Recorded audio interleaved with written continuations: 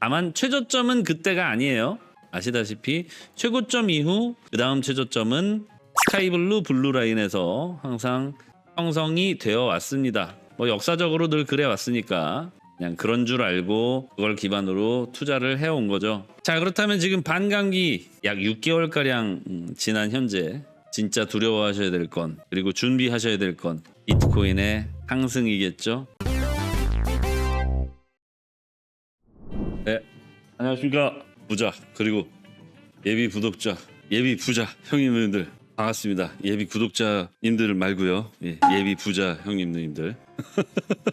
채굴 난이도가 엄청나게 증가했어요. 요즘 이런 식의 뉴스가 많죠. 최대치다, 사상 최고치다, 언제 이후 최고치다, 이런 문장을 보시면 어떤 느낌이 드십니까? 최고치, 사상 최고치, 이런 단어들은 투자자들로 하여금 지금이 고점인가, 이전의 고점에 도달했으니 불안한데 라는 생각을 들게 만들죠. 그런데 여러분들도 알고 계시다시피 비트코인은 거래가 시작된 지 이제 막 10년 됐습니다. 시장이 형성된 지 10년 됐고요. 또 어느 정도 투자자에게 어느 정도의 신뢰를 얻은지는 얼마 되지 않았고, 아직까지도 대부분의 사람들은 비트코인을 신뢰하지 못하거나 인정하지 않고 있습니다. 제가 종종 드리는 말씀인데, 처음 투자를 시작하게 된 게 주식이잖아요. 블로그에 보시면 그때의 제 심경이 나와 있는데, 주변의 만류에도 불구하고 라는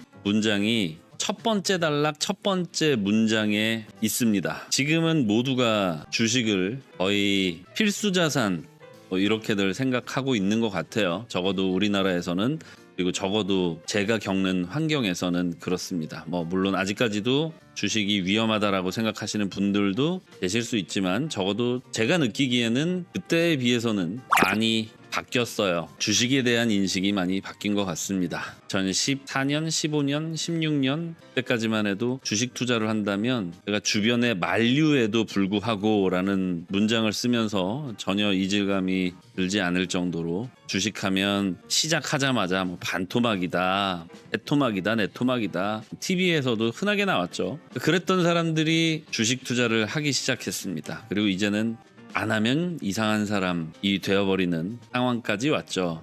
물론 아직까지도 주식 투자를 안 하고 있는 사람들도 있을 겁니다. 저 역시도 제가 만약에 월 급여만으로도 집도 사고 차도 사고 결혼도 하고 애도 낳고 노후 준비도 할 수 있는 상황이라면 주식이든 코인이든 그 어떤 투자든 별로 관심 없었을지도 몰라요. 그런데 현실은 그렇게 만만하지 않았어요. 오늘 제가 궁극적으로 드리고 싶은 말씀은 다른 게 아닙니다. 여러분들이 사상 최대치다, 사상 최고치다, 언제 이후 최고치다, 이런 기사를 접하시면서 공포를 느끼시기보다는 다시 한번 생각해 보시는 계기로 만들어 보시는 게 어떨까. 이 최고치를 달성하려면요, 차트가 항상 상승해야 됩니다. 차트가 항상 상승한다면 계속해서 최고치를 경신해 나가겠죠. 특히나 여러분들이 뉴스 보시면서 특정 일자 또는 특정 시기 이후라는 단어를 보신다면, 그거는 말 그대로 본인이 원하는, 그러니까 기사를 작성하는 사람이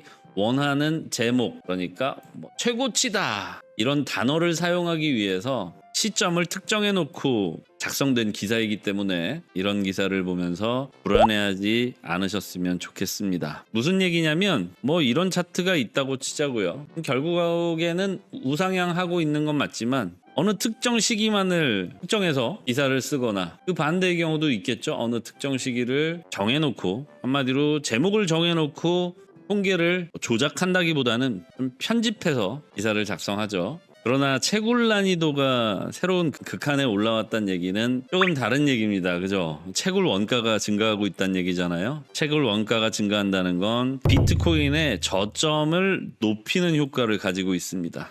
요즘 기사를 보니까 배추가 한 통에 2만 원씩이나 하는데도 배추 농사를 짓는 분들이 배추밭을 갈아엎을까 이런 고민을 하신대요. 물론 좋은 품질의 배추가 아닌 이상기후로 인해서 수확량이 감소하고 그러다 보니까 힘들어지시는, 오히려 힘들어지시는 농민분들도 계시는 것 같습니다.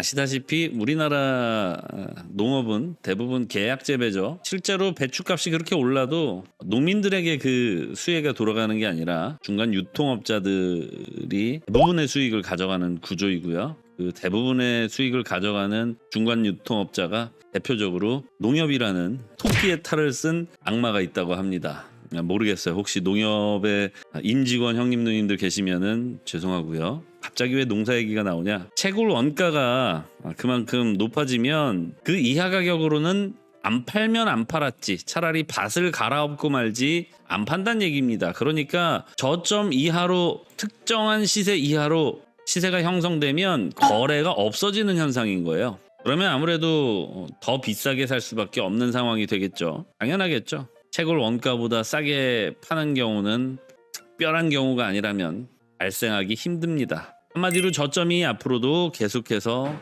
증가할 것이다 라는 건 전혀 새로운 뉴스도 이상한 뉴스도 아닙니다. 그냥 여태까지 비트코인이 늘 저점은 계속해서 높여오고 있었으니까요. 그리고 그 기준이 되는 게 바로 반감기였죠. 반감기를 지나고 나면 반감기 이전의 가격이 다시 돌아오지 않은 특성이 있습니다. 이렇게 잡아볼까요? 박스. 이제 이 내용은 우리 쩔코 동생이랑 함께 하신 기간이 기실수록 정말 지겹게 들으셨을 겁니다. 알았다고, 알았어. 반감기 지나고 나면 그 이전의 가격은 돌아오지 않는다는 거잖아. 그러니까 반감기 전후에서는 무조건 사야 된다는 얘기잖아. 다들 알고 계시죠? 다만 최저점은 그때가 아니에요.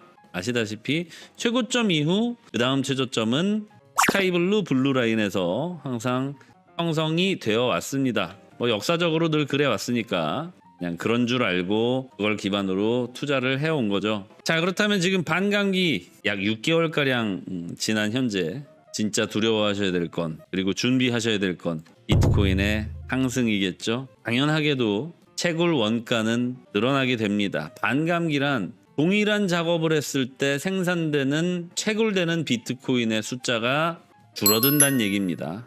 공급 저하죠. 정확하게는 신규 공급의 저하입니다. 새로운 극한에 도달하다. 어느 정도 리밋이 있는 상태에서 할 수 있는 표현이고요. 앞으로도 이런 뉴스는 여러분들이 종종 보게 되실 텐데 적어도 당분간은 신경 쓰실 필요가 없어 보입니다.